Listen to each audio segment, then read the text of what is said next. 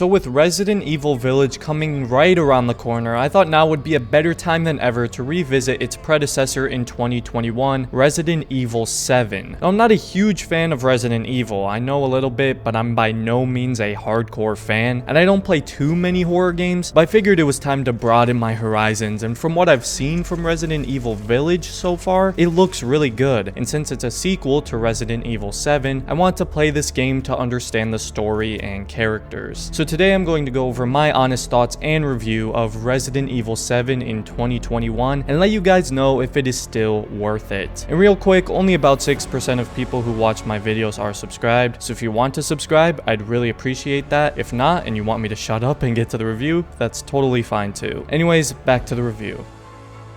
Now, from first glance, Resident Evil 7's story kinda seems like your classic horror story. The main character Ethan goes looking for his wife Mia, who after 3 years of being missing sends him an email on where to find her. And like every horror related thing ever, Ethan goes alone to this creepy abandoned house in the middle of nowhere looking for his wife and hoping to bring her home. Sounds like pretty standard stuff, right? Actually wrong. Resident Evil 7 from the surface looks like a basic horror narrative, but there are many layers and so much buried underneath this facade that the story is actually a lot deeper and more connected than you would think. The main protagonist Ethan, he's alright. At first I found him pretty bland and forgettable, and he doesn't have any big personality to him, and he's a special kind of stupid for blindly wandering with mass murdering cannibals on the loose. You idiot, why would you even come here? She literally told you to stay away. Yet for some reason when I got deeper into the story, I started to really like Ethan as a protagonist. Ethan sort of begins to feel like you, and your emotions start to line up and connect. At first, I hated being stuck to play with this idiotic, naive boy, but at the end, I felt safe and assured that I was playing as a zombie-killing badass, who no matter what challenges and horrors he faces, he keeps moving forward. Ethan desperately wants to save his wife, Mia, and it really started to come across and drive all his actions. It makes his character a lot more humanized, relatable, and likable. By the end of the game, I was fully rooting for this guy to be the hero, but there are a lot of good characters in this game, and mainly the first set of antagonists you need to deal with, the Baxter family. This family is creepy, scary, disturbing,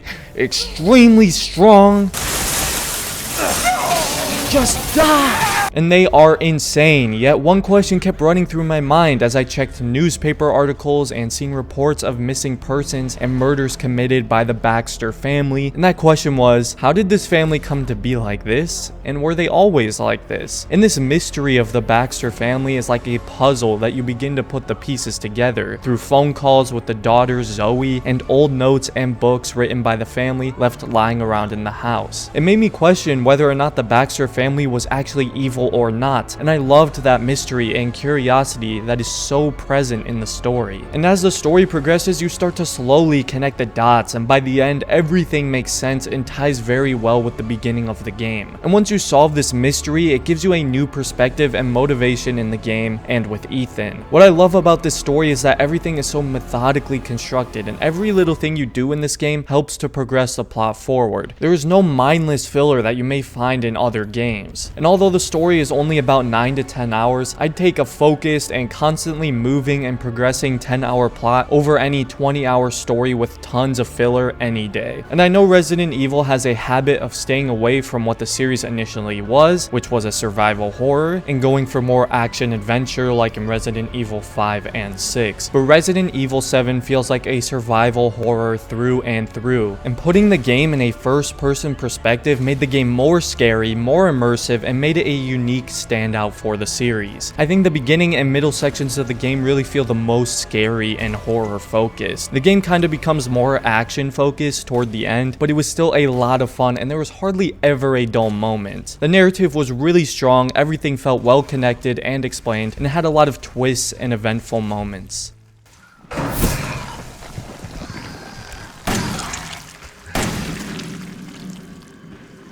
What makes Resident Evil scary and gut-wrenching isn't so much the jump scares or intense encounters, but more just the general uneasiness you feel when walking in dark hallways and corridors, knowing and feeling like something is about to jump out and scare you. You get that feeling in the pit of your stomach and it causes your heart to race, body to tense up, even when you don't see any bad guys. And the first person point of view straight up enhances and intensifies this feeling. And because it's so immersive, you can sometimes forget you're in a video game and the scary man with the axe isn't actually real. The scariest thing for me personally, gameplay wise, was being chased or having to hide. And when you can hear the family members searching for you and getting closer, it can be so creepy that it kind of just makes you want to freeze in place and not move. And although it's a sucky feeling at the time, it really is a great thing when a horror game can produce that kind of response and reaction out of you. Not to mention the characters' animations look so real that it just makes it even more scarier and even more immersive. The gunplay and combat itself is pretty good. Gunshots feel so impactful yet so utterly useless. Just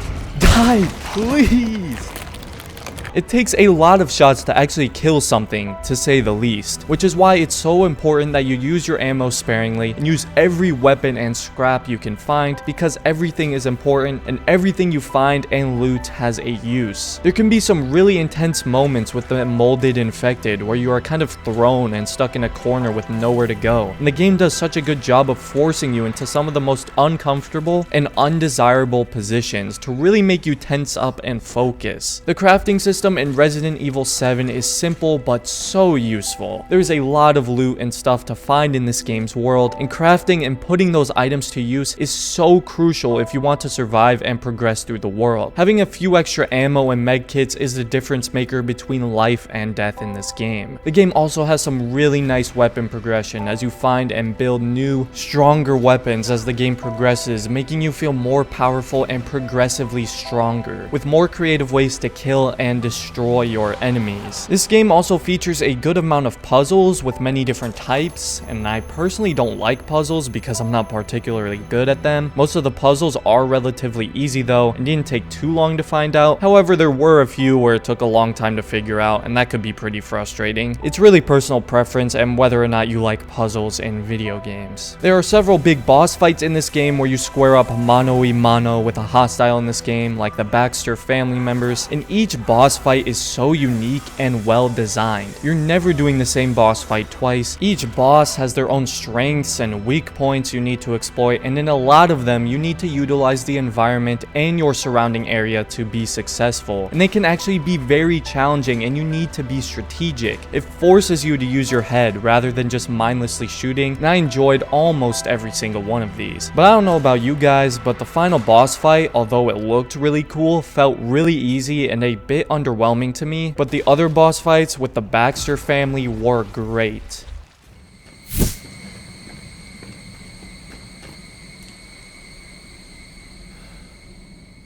The world of Resident Evil 7 is very well designed. The game takes place on the Baxter estate, mainly inside the house, and the level of detail and time spent on each individual room and area is phenomenal. You can notice some themes in the designs and learn a lot about the family members' personalities just by seeing how their rooms and homes are decorated. Lots of nasty, brutal, gory sights to behold, and almost the entire house will send shivers up your spine and creep you out. There are a lot of clues and lore hidden in the world in books and messages that you can read, along with tape recordings where you can play to see past events and a little history of what has happened in the house. The creaking and noises off in the distance of the house build suspense and dread, making each hallway and room feel important and possibly dangerous. You can never let your guard down in this place, and the game will punish you if you do, and you won't like how. I also love the very minimalistic HUD that just increases the immersion and realism of the world and lore. And obviously, as I'm sure you can tell from the video, the graphics are tremendous. Everything looks so real, making it that much more immersive and scary. The music is terrific, and more times than not, the suspense and intense moments were made intense because of the music. And whenever I heard that music playing, it would start to give me a little anxiety knowing that something was lying in wait as I explored. And on PC, the game is very well optimized. Performance was fantastic. I'll leave my specs on screen, and I had no no issue cranking this game to ultra settings at 1440p and still getting some great frame rates. The saving could be a little unforgiving at times, and the only place you can manually save are the safe zones, which were such a relief to make it inside of, by the way. The game has two difficulties for those who are playing for the first time, which are easy and normal. I chose to play on normal, and I still had a fair amount of trouble and deaths in some parts of the games, but nothing too hard. It never made me want to punch a hole in the wall or anything, and most challenge came from the boss fights. However, once you finish the game, you unlock Madhouse difficulty, which I think that's pretty self-explanatory and certainly will test your mettle and skill to the fullest.